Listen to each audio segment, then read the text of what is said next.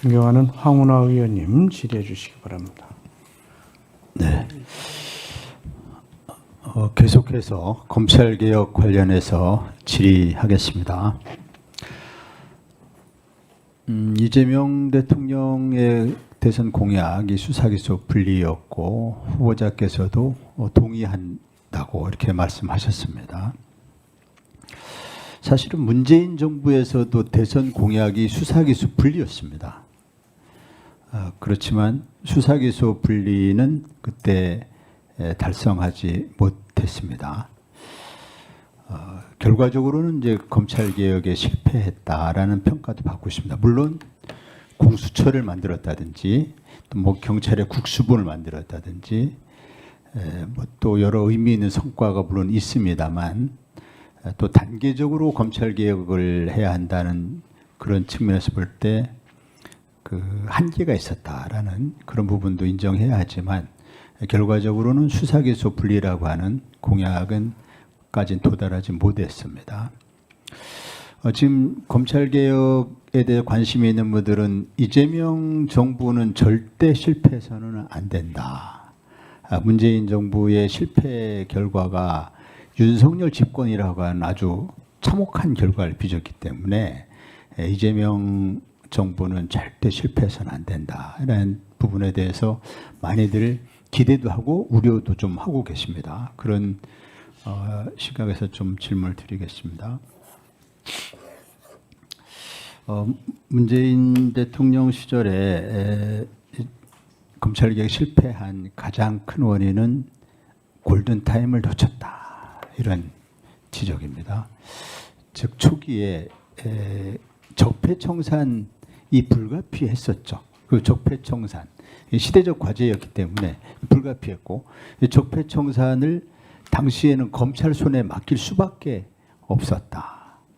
물론 돌이켜보면 꼭 검찰 손에 맡겼어야 되냐 하는 그런 그 부분에 대해서 성찰할 부분이 있지만 어쨌든 당시는 검찰 특수부에 맡길 수밖에 없었고 그 과정에서 검찰 특수부가 오히려 비대화되는 그런 현상으로 연결이 됐고 그 특수부 수사를 주도한 특수통검사인 윤석열은 공정과 뭐 정의의 화신처럼 등장을 해버렸죠.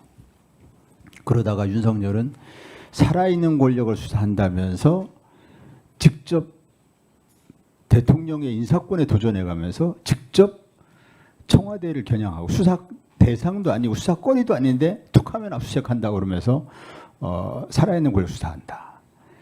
그 과정에서 아시겠지만 조국 전 법무장관이 검찰 개혁을 강도 높게 추진할 것 같으니까 요거 막아야겠다.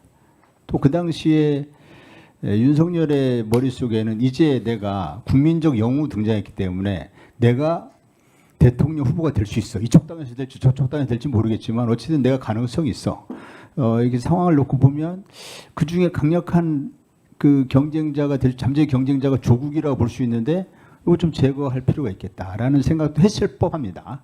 아무튼 그렇게 돼서 수사기소 분리는 결국 실패하고 검찰 정권이 탄생하게 됐습니다. 그래서 그 과오를 반복하지 않아야 되겠는데 우선 검찰개혁은 아까 말씀드린 것처럼 입법으로 해야 할 일이어서 총리로 취임하신다 하더라도 총리님의 의지, 대통령님의 의지만 가지고 되는 건 아닌 것이죠. 국회에서 입법으로 해결해야 됩니다. 그 입법을 언제까지 마무리 지을 것인가에 대해서 국회에서 또 역시 많은 논의가 필요하고 국회에서 해야 할 일이지만 입법 후에도 또 유예기간, 시행까지 유예기간을 좀 둬야 한다. 이게 큰 변화이기 때문에 그러면은 1년에서 1년 반 정도 좀 시간이 걸리지 않을까 이렇게 보는 것이죠. 그 사이에 이제 정부에서 해야 할 일이 아까도 말씀드렸지만은 비입법적인 사항들, 시행령, 시행규칙, 예산, 인력, 직제 등에 대해서 아주 단호하게 또 신속하게 개혁 작업을 해야 한다 생각합니다. 후보자님 기억하시지만 21대 국회에서 그 검찰 직접수사 범위를 6대 범죄에서 2대 범죄로 줄이던 과정 기억하시죠? 네. 21대 국회 끝날 때쯤에 이렇게 했고 그 당시에 박홍근 원내대표, 국민의힘 권성동 원내대표 합의안도 기억하시죠? 네. 네, 그 박병석 의장님 주재로 했던 합의안 기억하실 겁니다. 그 당시 검찰청법 개정안 또 합의안의 취지는 검찰의 수사권을 대폭 축소하는 것이죠, 맞죠? 네. 즉 예전에 부경공선 방대로 간 6대 범죄에서 부패경제 2대 범죄를 줄이는 네. 그런 대폭 축소하는 거였습니다. 그런데 윤석열이 집권한 이후에 한동훈 법무장관이 사실상 시행령을 통해서 직접 수사권을 다 부활시켰습니다. 아시죠? 다 네. 사실상 다 부활시켰습니다. 그 부활된 수사권을 가지고 문재인 정부 전 정권 인사 수사에 나섰어요. 대표적인 예가 서훈 전 국가안보실장을 직권남용으로 수사했고 송영길 전 당대표를 정당보 위반으로 수사했고 이재명 대통령을 위증교사로 수사했습니다. 이게 다 그 국회에서 만든 입법인 그 부패 경제로 수사권을 축소한 그러한 입법 취지가 그대로 살려졌다면 검사가 직접 수사할 수 있는 대상 범죄가 아닙니다. 이 직권남용, 정당법 등 이것이 또 위증교사 이것이 한동훈이가 늘려놓은 한동훈 장관이 시행령을 통해서 늘려놓은 것이지 국회 입법 취지대로 부패 경제 한정하면 수사할 수 없는 범죄들입니다. 그렇다면 너무 당연한 이야기인데 후보자님이 총리로 취임하시면 이런 위헌 위법적인 시행령부터 당장 바로잡아야 되지 않겠습니까? 이거 어떻게 생각하십니까? 굉장히 맞는 지적이라고 생각하고요. 저도 한동훈 장관 시절에 윤석열 대통령 한동훈 장관 시절에 가장 잘못한 일이 시행령 통치라고 생각합니다. 사실상 헌법과 법률을 무시한 것인데요. 그것의 후과를 바로잡는 개선 작업이 반드시 필요한데 제가 관심이 있어서 한번 그냥 이렇게 개인적으로 살펴보니까 생각보다 상당히 많더군요. 그래서 그런 내용들에 대해서 국회에서 또는 각 당에서 잘 검토해 주셔서 진행을 우선 해주시면 좋을 것 같다는. 네, 시행령은 대통령과 법무부 영이기 때문에 정부의 할 일입니다. 아니 그렇습니다. 그런데 이제 그 부분들에 대해서 의견들을 조금 더 이렇게 모아주시면 훨씬 더 좋을 것 같고요. 예. 그런 것들을 포함해서 당연히 시행령은 정부에서 할 일인데 그 각각에 대해서 내용들이 많기 때문에 그런 지적도 굉장히 유의미할 것 같아서 제가 말씀을 드린 것입니다. 정부는 정부 차원에서 바로 속히 이렇게 개선하고 원상으로 가야 될 부분들에 대한 검토를 시작해야 한다 이렇게 생각합니다. 아니, 제가 말씀드리는 것은 이제 법을 바꾼 후에 시행령을 말씀드리는 것이 아니고 법을 바꾸기 전에. 그러니까 지금 있는 시행 그 말씀을 드린 겁니다. 예, 현재의 법은 부패와 경제가 검찰의 직접 수사 대상으로 되어 있습니다. 지금 한동훈 장관이 시행령으로 모든 범죄를 늘려놨습니다. 부패, 경제 모든 범죄 넣어버렸거든요.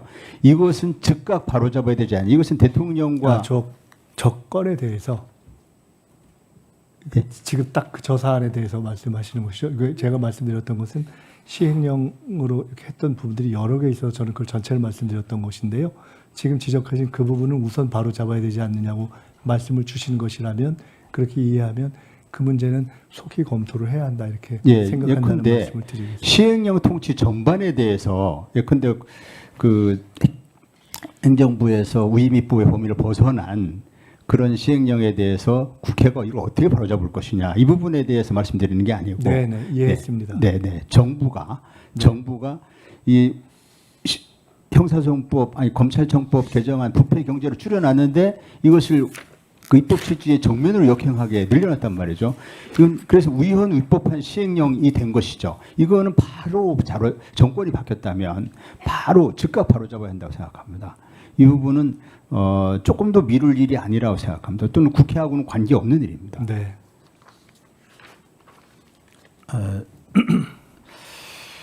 이제 그 마지막으로 이제 그 부패 경제로 대폭 수사범위를 줄여놨기 때문에 이에 수반돼서 인력과 예산이 또 줄여야 됩니다. 인력과 예산 이것도 정부가 해야 할 일입니다. 근데 예산은 이번 금년 예산부터 이것이 줄어야 됩니다. 그래서 이번에 정기국회에 제출되는 정부의 예산안부터 이 수사 대상이 그만큼 줄었기 때문에 수사 예산을 줄여야 됩니다. 지난번에 안 줄였습니다. 지난 정부, 윤석열 정부 이거 줄여야 되고 인력도 줄여야 된다. 일이 줄었는데 왜 인력이 그대로입니까? 이 부분에 대해서도 인력과 예산 어떻게 줄일 것인지 이건 정부가 즉각 해야 할 일입니다. 황 의원님께서 제가 만약에 청문회를 마치고 잘 일을 정식으로 할 수 있게 되는 상황이 된다면은 한 번 더 구체적으로 또 한번 말씀을 들을 기회를 갖고 저것을 속해할 수 있는 방법을 찾겠습니다. 황운하 의원님 수고하셨습니다.